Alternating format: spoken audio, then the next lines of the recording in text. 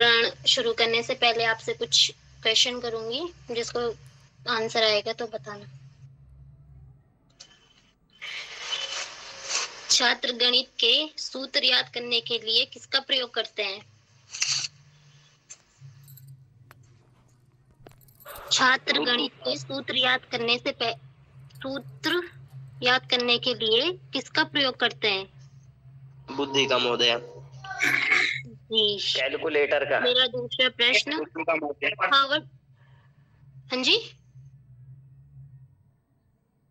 जी महोदय। कैलकुलेटर। जी, बुद्धि का। हार्वर्ड गार्डनर द्वारा बुद्धि का कौन सा सिद्धांत दिया गया है?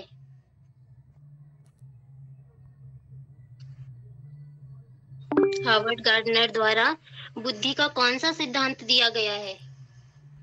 ये तो आप बता पाएंगे हमको। बहुबुद्धि सिद्धांत।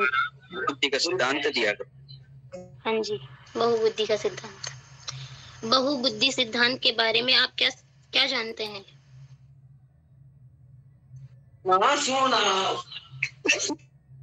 जी,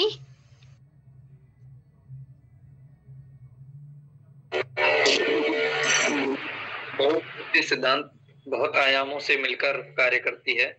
उसमें भिन्न भिन्न क्षेत्र के भिन्न भिन्न आयाम होते हैं। जी, तो हम आज का प्रकरण शुरू करते हैं।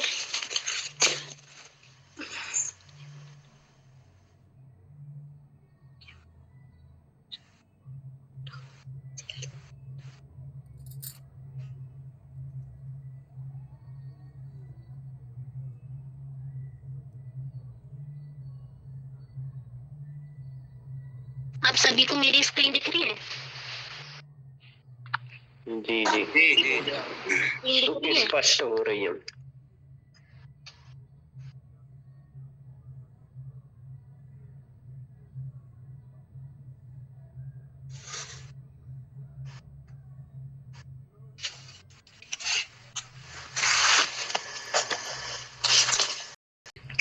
सुस्पष्टम।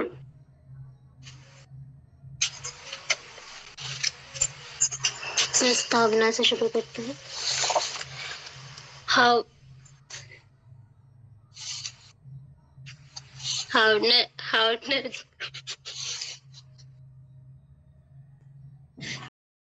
अपितु बहु बुद्धि होती है जो भिन्न भिन्न परिस्थितियों में कार्य करती है। उनके अनुसार बुद्धि 8 प्रकार की होती है, जो निम्नलिखित है। पहला है भाषिक बुद्धि। भाषिक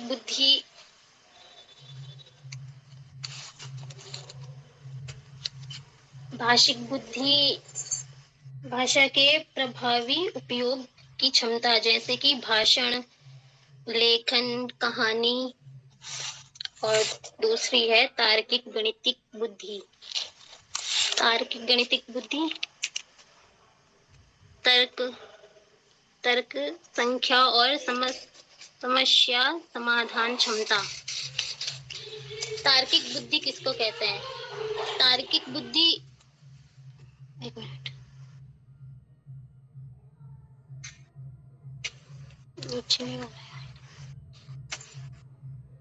तार्किक बुद्धि किसको कहते हैं? जैसे कि हम किसी बच्चे को पढ़ा रहे हैं, गणित पढ़ा रहे हैं हम किसी बच्चे को, तो वो बच्चा उस गणित के सब्जेक्ट में कौन सी बुद्धि लगाएगा? वो वहां पे फोन चलाने की या फिर वो वहां पे पढ़ने की बुद्धि तो नहीं लगाएगा। हम अगर उसको कोई सवाल करने के लिए दे रहे हैं, तो वहां पे कौन सी बुद्धि लगाएगा? तार्किक बुद्धि। गणित में तार्किक बुद्धि का प्रयोग होता है, तो वहां पे तार्किक बुद्धि लगाएगा। गणित में और व्याकरण में तार्किक बुद्धि का प्रयोग होता है। तीसरा है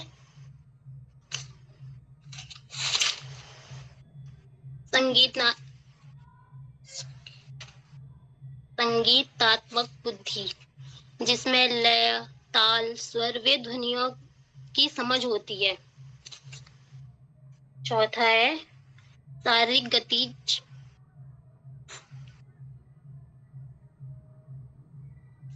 तीसरा है शारीरिक गति, शरीर जैसे कि नृत्य से, खेल से।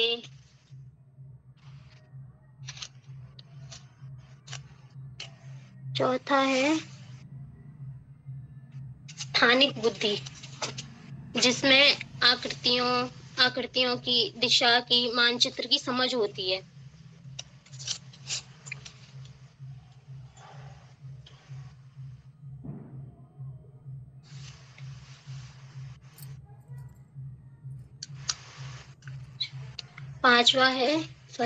छठवा है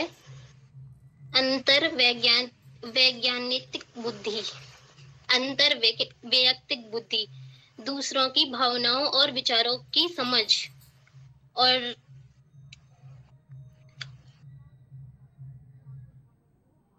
जिसमें हमको दूसरों की भावनाओं और विचारों की समझ होती है।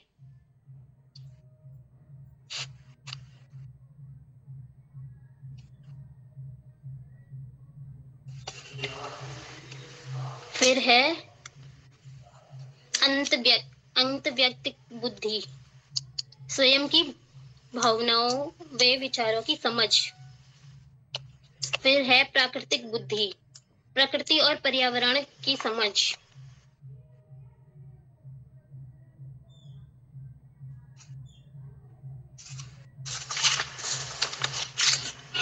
उसके बाद है निष्कर्ष।